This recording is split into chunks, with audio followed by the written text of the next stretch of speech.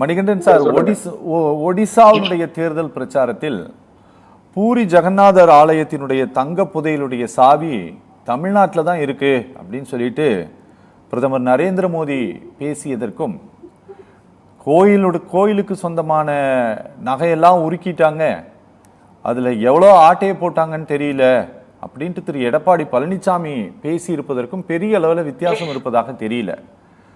ஒரு அரசியல் காரணங்களுக்காக இந்த குற்றச்சாட்டை முன்வைத்திருக்கிறார் அப்படிங்கிற அளவில் இதை பார்த்துட்டு கடந்து போயிடணுமா, இல்லை ஒரு அரசின் மீது ரொம்ப ஆழமான அழுத்தமான குற்றச்சாட்டை வச்சிருக்கிறாரு அப்படிங்கிற மாதிரி தான் இதை பார்க்கணுமா?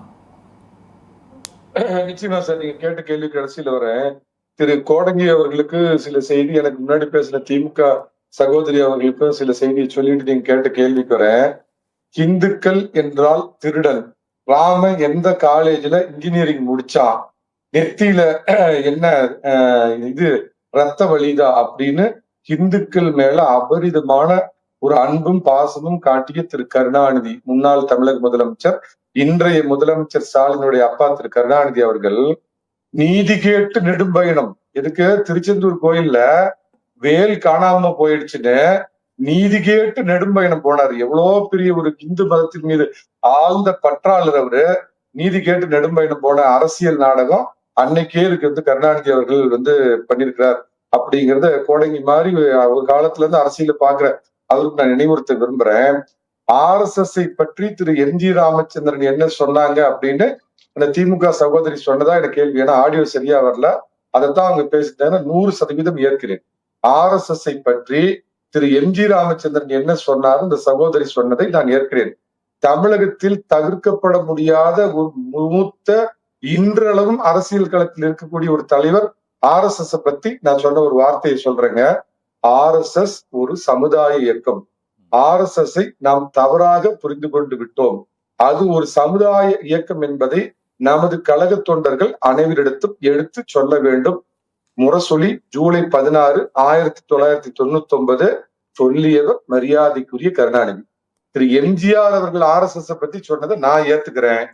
திரு கருணாநிதி அவர்கள் RSS பத்தி சொன்னதை சகோதரி ஏத்துக்குவாங்களா அப்படின்னு கேட்க சொல்லுங்க. அப்புறம் மாநில உரிமை ஆகுனா எடுத்துக்குவானுங்க, எப்பனா எதிர்கட்சியில் இருக்கிறாங்களோ. அது எந்த வருஷம் சார் சொல்றீங்க? எந்த வருஷம்? 1999 ஜூலை 16 முரசொலியில இருக்குது. இளைஞரணி கூட்டத்துக்கு அவர் எழுதின கடிதத்துல போட்டோவோட இருக்குது. அரவிந்தாட்சனுக்கு வேணா அனுப்பி வைக்கிறேன். அதெல்லாம் சவால் விடுறேன், இல்லன்னு யாராவது சொல்ல சொல்லுங்க. இப்ப நான் அனுப்பி வைக்கிறேன், ஆதாரத்தோட என்கிட்ட இருக்குது. சொல்லுங்க, அடுத்த விஷயத்துக்கு வரேன். கொஞ்சம் அமைதியா இருக்கு ஐயா. பாத்தீங்களா கோடங்கி ஐயா, குறுக்க கோடாரி நுழைக்காதீங்க. நீங்க பேசுறப்ப நான் சகிச்சுட்டு உட்கார்ந்து பேசிட்டு இருக்கீங்க. இல்ல இவர் உண்மை சொரூபி. ஏன் அரவிந்தாட்சன் இப்ப உங்க நீதி அங்க அப்ப அமைதியா இருக்கணும், அமைதியா இருக்கணும். அவரதான் சார் அமைதியா இருக்க சொல்றேன், உங்களை சொல்லல சார். சரி சொல்றேங்க. இல்ல உங்களுக்கு என்னன்னா சார், நீங்க எல்லாருமே ஒரு முன்முடிவோட வந்துடுறீங்கன்னு வச்சுக்கீங்களேன், அதான் பிரச்சனை.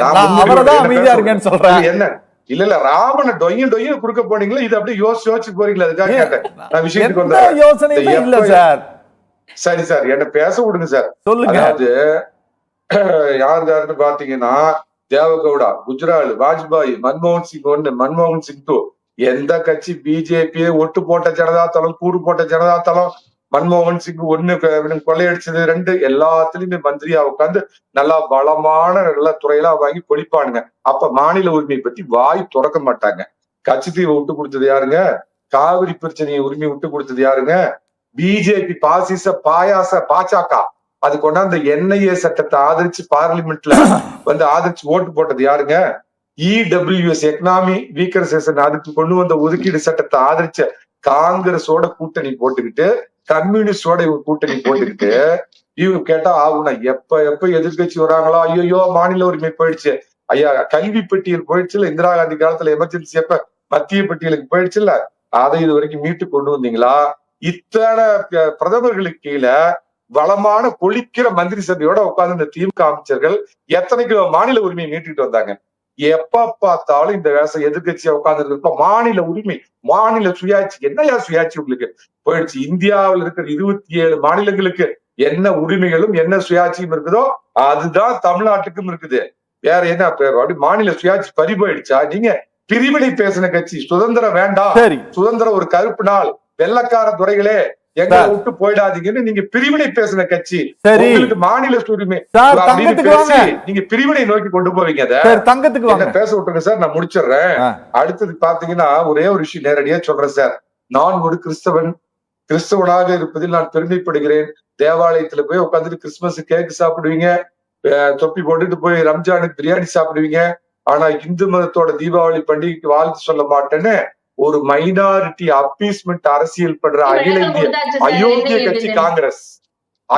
கட்சி காங்கிரஸ் தமிழகத்துல அந்த வேலையை பண்றது திமுக. அப்ப ஆட்டோமேட்டிக்கா இந்துக்களை பத்தி தான் பிஜேபி பேசுற மாதிரி இந்துக்களுடைய உண்மையான குறைய திரு எடப்பாடி தாராளமா பேசுது சார். அது உண்மையை பேசுறாராங்கிறதான பிரச்சனை. கருணாநிதி நீதி கேட்டு நீங்க நெடும்பயணம் போனார், அது உண்மையா பொய்யா சொல்லுங்க? கருணாநிதி நீதி கேட்டு நெடும்பயணம் வரலாறு நான் சொல்றேன், கோடாங்கிட்டு கேளுங்க. திருச்செந்தூர் வேலுக்கு கருணாநிதிக்கு என்ன சம்பந்தம்? இவர் நாத்திகராச்சா? இவரு என்ன உண்மை பேசினாரா? கருணாநிதி பேசின பொய்யா நான் சொல்லட்டுமா? சம்பந்தம் இல்லன்னு சொல்றதுக்கு உங்களுக்கு என்ன சார் ரைட்ஸ் இருக்கு? தப்புக்கு தான தான் தட்டி கேக்குற இடத்துல இருக்கு. இப்ப அரவிந்த் நாகநந்தினி கொஞ்சம் அமைதியா இருங்க. நாகநந்தினி கொஞ்சம் அமைதியா இருங்க. நாகநந்தினி கொஞ்சம் அமைதியா இருங்க ப்ளீஸ். சார் சொல்லி முடிங்க சார், நான் இன்னும் 3 பேர்த்திட்ட போக வேண்டியது இருக்கு.